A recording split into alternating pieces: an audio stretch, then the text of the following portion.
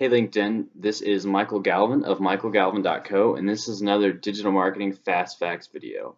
On my first video, one of the questions I got was about social media, which is a great question.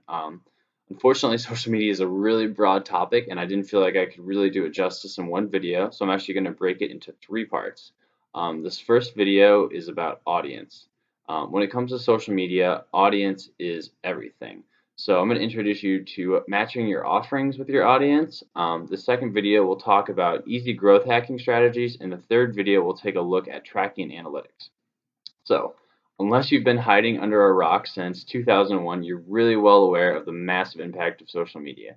The technology has come a long way from chain emails and annoying mouse cursors, and while most marketers and people are aware of the importance of social media, people aren't always sure where to begin. So don't worry about it.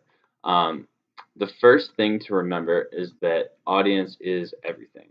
What do I mean by that? What I mean is that each of the major 6 platforms, so Facebook, Twitter, Snapchat, Instagram, Pinterest, and of course LinkedIn, all have a very different group of core users and features. So effectively leveraging your message requires a good understanding of that core demo and tailoring your message to fit the platform. So here's a good example. Pinterest is extremely popular among women ages 14 to 49, and some common topics are things like sewing or cooking recipes. Users routinely use the platform because of the ability to pin things to boards they like.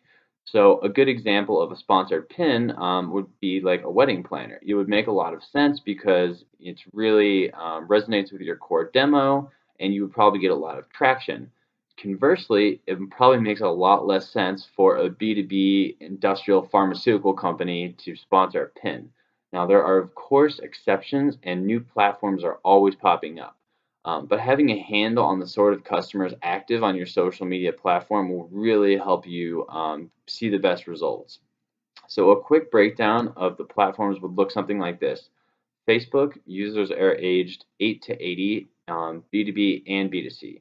Facebook is the broadest of all the social media platforms and is actually a good place to start if you don't know where to begin because you can collect a lot of great demographic data. Now, there's a little bit less of that since all of the Zuckerberg drama, but Facebook will pretty much fill every bucket. Instagram, the users are aged a little younger, anywhere from 10 to 35 or 40 is their key demo. I would say it trends a little more B2C, but there are a lot of B2B players that are using it really well. You know, great examples like a Gary Vaynerchuk of the world.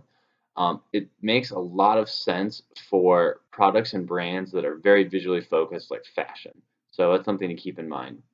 Snapchat is the youngest of all the platforms I'm going to talk about, and its core users reflect that. Now, while they've had their own ups and downs as a company, it really makes sense if you're targeting younger users. So, for instance, if your core demographic knows who DJ Khaled is and they love raves, you might really want to consider Snapchat. And you can get some excellent deals on their location filters, so they're definitely one to keep in mind. Twitter is like Facebook. It's pretty broad, and they talk about a lot of topics, and it could be B2B or B2C. One thing I will say, though, is it's great for research. So if you're not even sure if you want to run an ad, users will give you extremely succinct views of their opinions on different products and things, and you can use that to sort of figure out if your messaging is working or if there are other keywords you should be targeting, stuff like that. Pinterest, like I said, leans heavily toward women, pretty broad age demographic, but a lot heavier on the B2C side. And LinkedIn, also a wide range of user age and sex, but of course it's heavy B2B. So if you're like a marketing agency or a recruiter or something like that, LinkedIn is of course your best bet.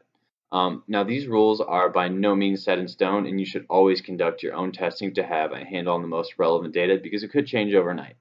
One of the most helpful things you can do is put yourself in the shoes of a customer and ask how they consume media. Where would they want to interact with your brand, and what sort of value or hook can you provide? This will give you a great starting place. I posted a blog that goes a little bit more into the topic on LinkedIn, as well as my website, michaelgalvin.co. If you have any questions or comments on the topic, please feel free to reply below. Remember, take it easy, have fun with it.